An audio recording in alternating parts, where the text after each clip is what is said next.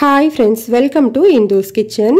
இன்னைக்கு நம்மளோட கிச்சன்ல ரொம்ப சிம்பிளான ரொம்பவே டேஸ்டான இறால் வறுவல் எப்படி செய்யறதுன்னு பார்க்கலாம்.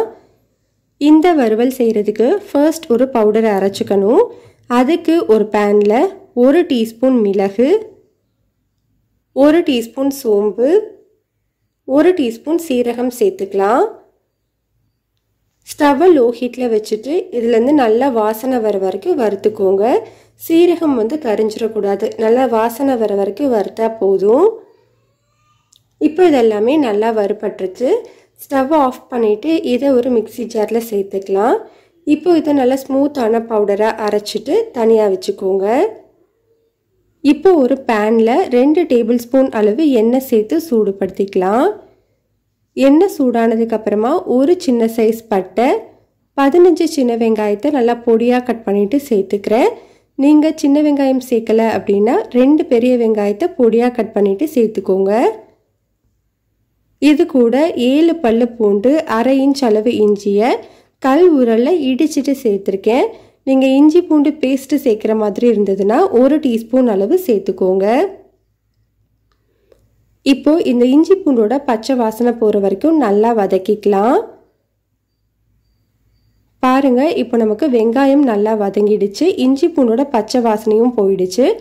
இந்த நேரத்தில் 2 மீடியம் சைஸ் தக்காளியை நல்லா பொடியாக கட் பண்ணிட்டு சேர்த்துக்கலாம். தக்காளி சீக்கிரமாக வதங்குறதுக்காக இறால் வறுவலுக்கு தேவையான அளவு உப்பு, 1 டீஸ்பூன் அளவு கல்லுப்பு சேர்த்துக்கிறேன். இப்போ இந்த தக்காளியை ஒரு 3 நிமிஷத்துக்கு நல்லா வதக்கிக்கோங்க. தக்காளி நல்லா வதங்கினதுக்கு அப்புறமா இதில் 1/4 டீஸ்பூன் அளவு மஞ்சள் தூள், காரத்துக்கு 1 டீஸ்பூன் அளவு தனி மிளகாய் தூள், 1 டீஸ்பூன் மல்லித்தூள், 1/2 டீஸ்பூன் அளவு கரம் மசாலா தூள் சேர்த்துக்கலாம். தூளோட பச்சை வாசனை போகிற வரைக்கும் நல்லா வதக்கி விட்டுக்கோங்க. பச்சை வாசனை போனதுக்கு அப்புறமா 1/2 கிலோ அளவு க்ளீன் பண்ண இறால் சேர்த்துக்கலாம். இறாலை இந்த மசாலாவோட ஒரு 3 நிமிஷத்துக்கு நல்லா வதக்கி விட்டுக்கோங்க. அதுக்கப்புறமா இதை ஒரு மூடி போட்டுட்டு ஸ்டவ்வை மீடியம் ஹீட்டில் வச்சு 5 நிமிஷத்துக்கு வேக வச்சுக்கலாம். 5 நிமிஷத்துக்கு அப்புறமா பாருங்கள், நம்மளுக்கு இறால்லேருந்து தண்ணி எல்லாம் பிரிஞ்சு வந்திருக்கு. இறாலும் நல்லா சுருண்டு வெந்திருக்கு.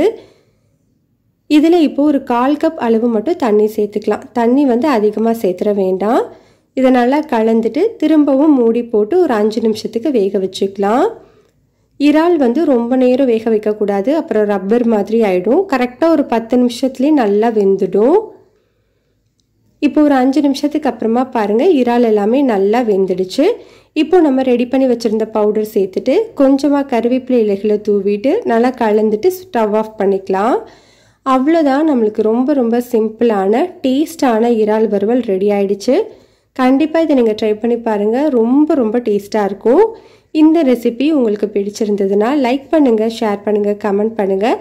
மறக்காமல் இந்துஸ் கிச்சனை சப்ஸ்கிரைப் பண்ணிவிட்டு பெல் பட்டனையும் கிளிக் பண்ணி ஆளுங்கிற பட்டனையும் கிளிக் பண்ணிக்கோங்க.